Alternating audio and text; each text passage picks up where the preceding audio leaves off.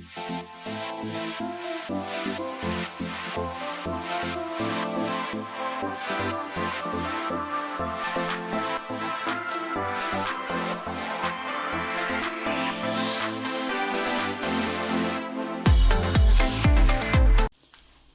fellow crafters and paper artisans, it's Chandra with Stockton Stuff. I am here with Handmade Humpday, and I'm here to show you how to make a pretty simple box.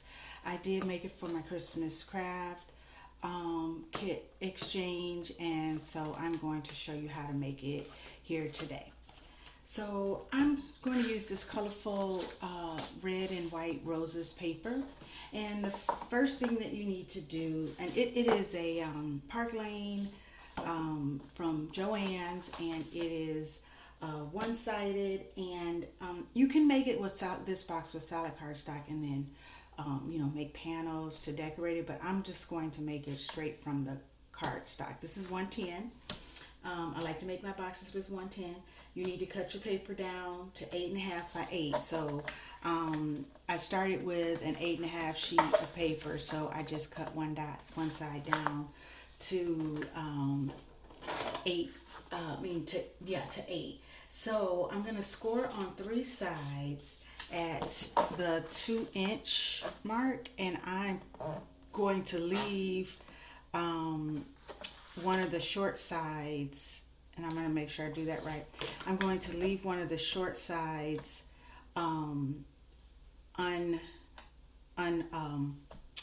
scored. So I'm scoring at 2 inches. Sorry, I just could not get that. I'm doing this video late at night, and my mind, I guess, is not with me. And then I'm just going to turn it.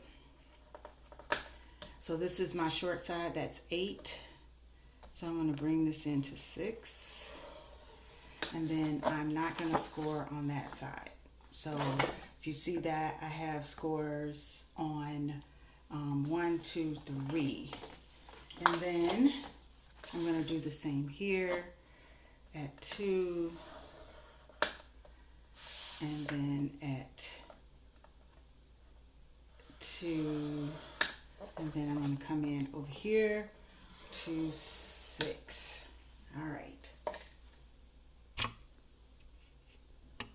So I grab my scissors, and I'm going to cut up to create tabs at the bottom. So there's my top because I didn't score up there, and I'm going to just cut up to that next 2-inch mark, and just get my tabs there. And then, of course, I always like to miter just a little bit to make sure that we don't have that bulkiness on the fold.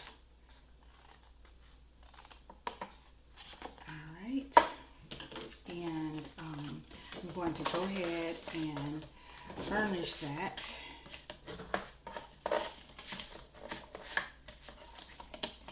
And those side folds. And this is a nice size box, and so it puts together well because did I get that in screen? It's a nice size box. So I want to make sure that you understand that I'm putting 2 pieces together to create this box. I'm going to use my Barely Arts glue, and we're going to get to gluing here. So on my tabs here, I'm just going to go around the edges, and it's always nice to use wet glue on your boxes to make sure you're getting everything lined up and in place the way you want it to be.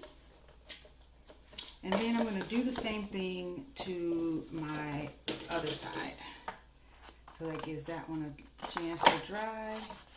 Do a little bit of mitering, just a sliver. And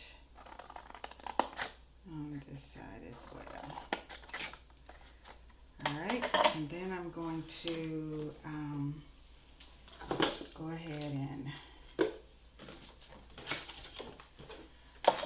burnishing. So I'll be right back.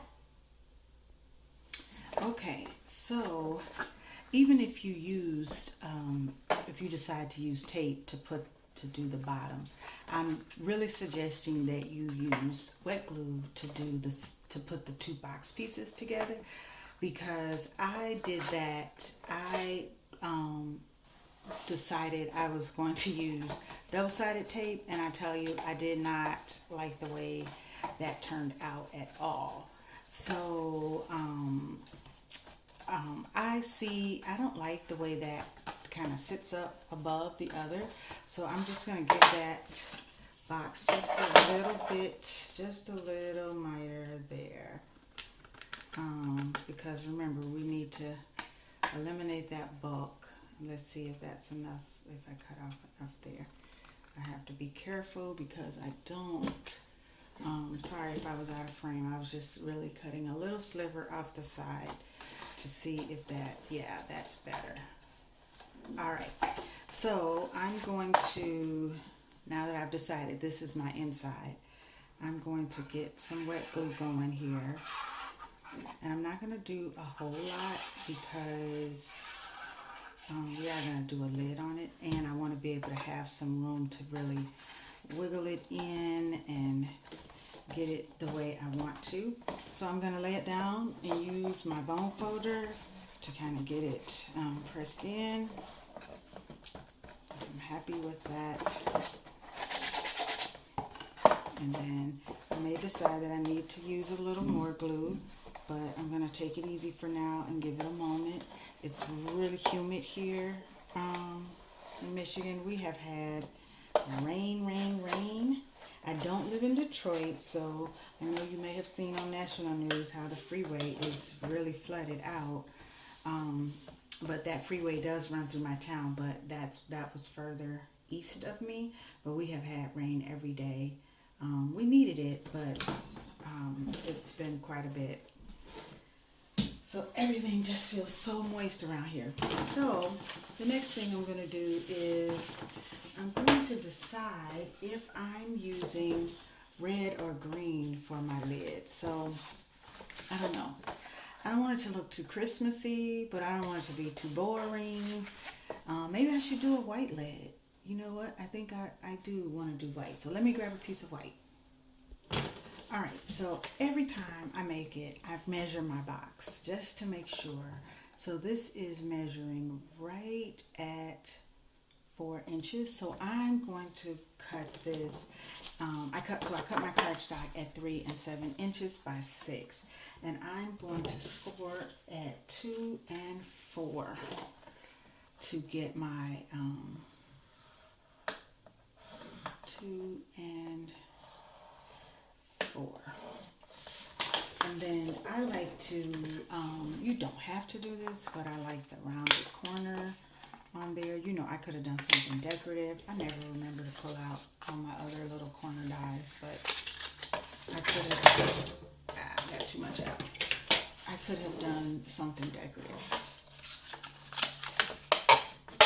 All right, so then this is going to get glued down in there, and this is going to come over and flap.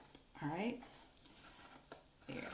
So that gives it a snug fit. So I am going to, and I want to make sure that I get all the way this glue, all the way up to this line, so that I make sure I have a good. And then I am going to put lots on here because this is going to take a lot of pulling and tugging because it is the lid. So I want to make sure it's really on there really well.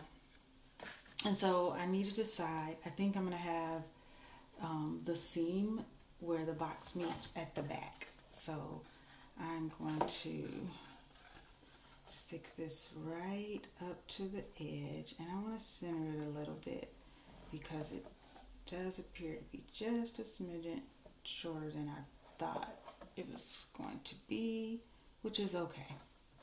I'm not putting anything in here that's going to spill out. I'll probably use it for cards or Happy Mail or something. right? Now, this one I did a strip of paper and I put bling on it, but I think on this one I am going to add some washi tape, but I don't know that I want to use the green because then I feel like that Christmas is it up again. So I have this white sparkly, and notice I didn't just use a plain old white sheet. I used a textured basil with the white shimmer in it. So I'm going to use my washi tape.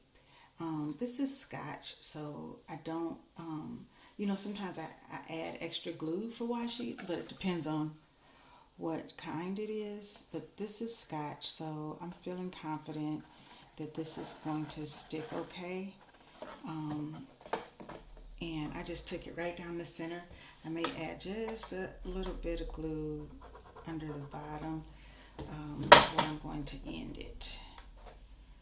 And I'm just knocking stuff down today. You know what? I think I might take that all the way around. Then it looks kind of gifty. Then I gotta make sure that I stop it right at the top because I don't want it to run over this the lid. And then I'm going to cut with my scissors that don't stick to glue. And I think I will put just a little bit of glue right there. All right. And so the last thing I would need to do, I should trim that just a smidge more. There we go. All right, the last thing I would need to do is to add my Velcro here.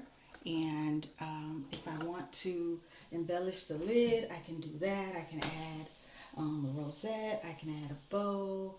I'm going to see if I have a rose in my stash that maybe I could put on there, because then that would kind of give it all the rosy look.